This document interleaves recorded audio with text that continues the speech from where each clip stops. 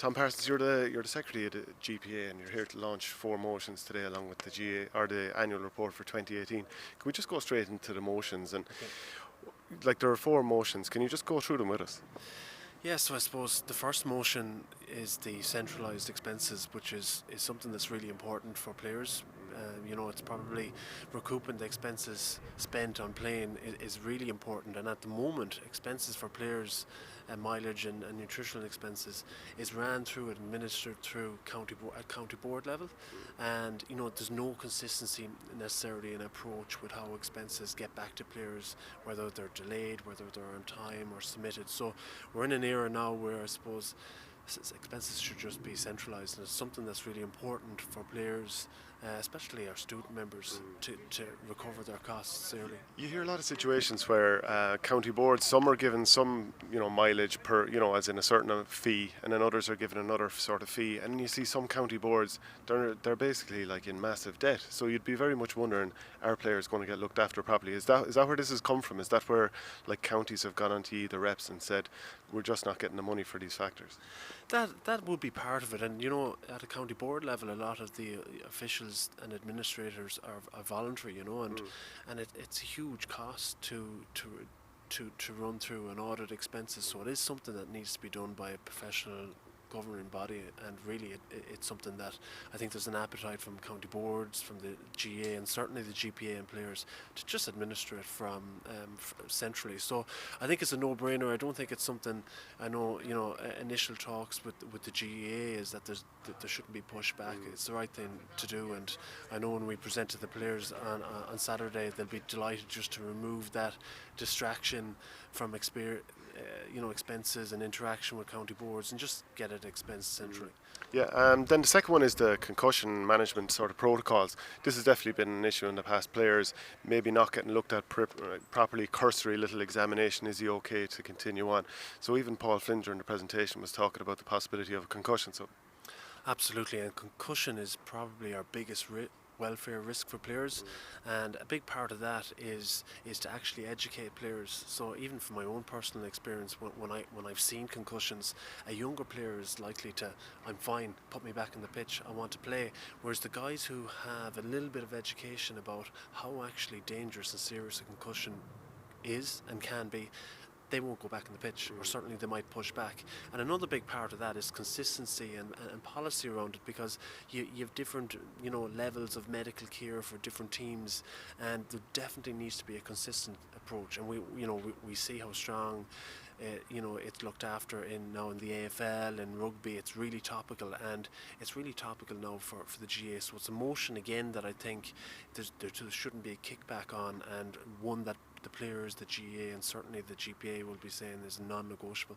And when you're talking about this, you're also including the use of video technology. Paul Flynn mentioned that you would see footage of how did the player come down, did he hit his head off the ground, for example, and use that as part of the protocol to see whether the player can go back on the field. And that's something that you've seen in other sports. Yeah, absolutely, and we have the video technology, and I suppose if there's a red card and it goes to CCC, they run through that item, that moment in slow motion to come to a conclusion, and that we should be using that to see where the impact of injury was, and the immediate response of a player on the ground. That mightn't be in real time, you might notice, but through video evidence you'll be able to notice straight away if something has impacted a player. And also I think people think of concussion as only direct head contact. A force of a big shoulder injury where you have that whiplash movement and you have that movement in the head can cause a serious concussion. So there's technology, we have the technology, and we just need to use it. Then you're talking about formalising the relationship with the WGPA. Is that something that you see as a banker? Yeah, I think, I know we need to bring this, to our members at the AGM on Saturday, and we're going to have 80 GPA members in attendance, but merging with the GPA, to be honest, is a no-brainer. What does the GPA stands for? We stand for diversity, we stand for inclusion, and what is more inclusion or the right thing to do than to partner with the WGPA. And ultimately our games are sold to families and boys and girls across Ireland, and a big part of that is seeing, you know, their role models in both the ladies and the men's play. So I think there's a real appetite, certainly from the players I've spoken to, to join and make that partnership with the WGPA. And then finally, the review. You want to review the competitive balance in terms of the fixtures. Can you explain where exactly you're coming from with that? Yeah, look, this is a new thought that Paul Flynn and the team here at the GPA has really looked into. There's measures that can be put in place to make teams more competitive. Now, naturally, you know, people will jump to the measurement of financial, right? But I'll give you an example. For the backdoor system, for the first draw, Division 4 teams get home advantage. And that's a huge competitive advantage. And it probably ties into the structures of competitions and potentially the structure of maybe a Tier 1, Tier 2 competition. But the key factor I believe in competitive advantage is time spent.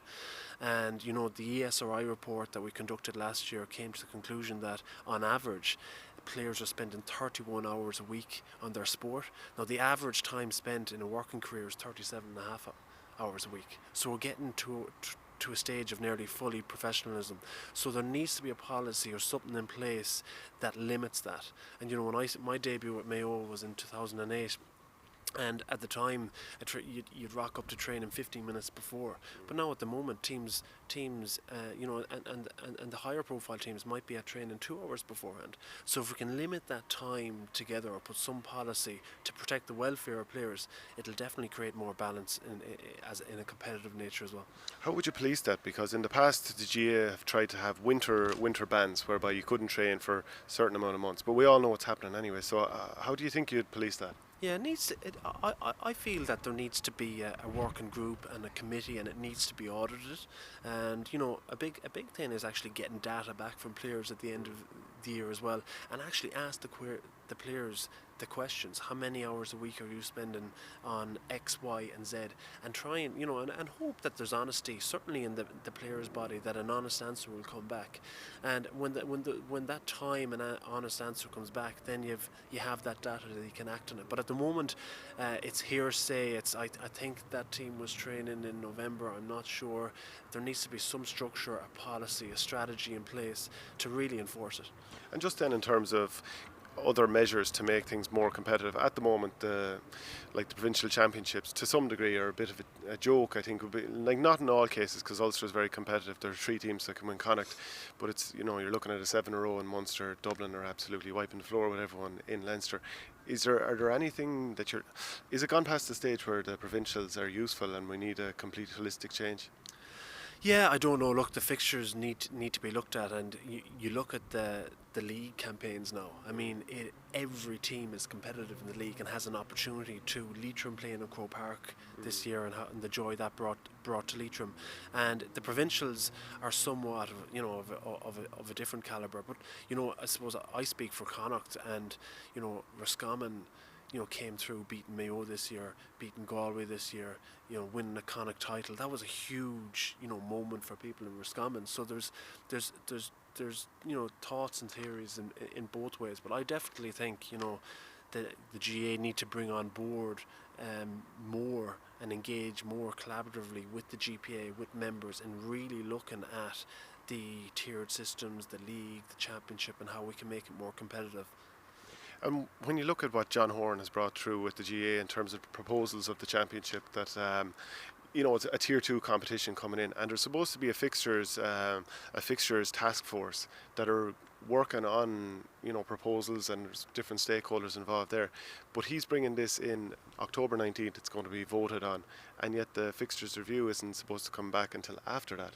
So it just kind of seems that was just a bit of a smokescreen, a distraction, maybe they're not taking fully into consideration what everyone wants and doing a more holistic approach. Yeah, I think there's definitely, you know, from talking to Paul and as a GPA representative, there's not enough collaboration with GPA members, with the playing members, to actually really reflect on what that will look like. And you know, it's not that long ago since we did introduce a second championship in the Tommy Murphy Cup that was not successful. So what will make it successful is what players want to see in that, you know, and it can go two ways. But definitely I agree, Shane, like we just need to get more of a voice from players on the fixtures, on what a holistic fixture calendar looks like. And where does the Club Players Association tie in with that? Because, you know, every inter-county player, eventually you're going to be a club player only. Paul Flynn has retired from inter-county now.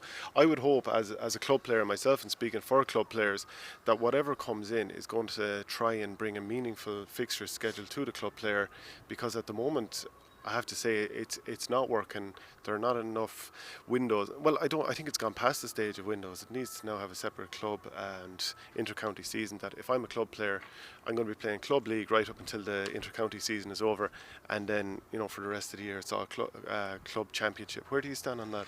Yeah, no, I totally agree. And again, consistency. You know, I know that in Donegal there's 10 teams in the league, and they play home and away games. There's 20 league games, and you know, there's not consistency on whether an inter-county player are playing those games. And also I think we can all acknowledge, club players and inter-county players, that the club month April isn't working, and on too many occasions the decision to play with your club or your county, or train with your club in your county, it's actually fallen down on the player. So I believe that seasons need to be condensed, that there needs to be a black and white narrative over what an inter-county player plays. Is he playing a league campaign or not? Is he playing a championship only campaign or not? But at the moment there seems to be not enough consistency, and definitely one of the biggest welfare issues with players, with especially young players, is having no off season. There's literally no off season, and you know, there's definitely an answer to how we can squeeze seasons and reduce the expectations on certainly players who are playing across a number of competition. Thanks very much, Tom. Thanks, Shane.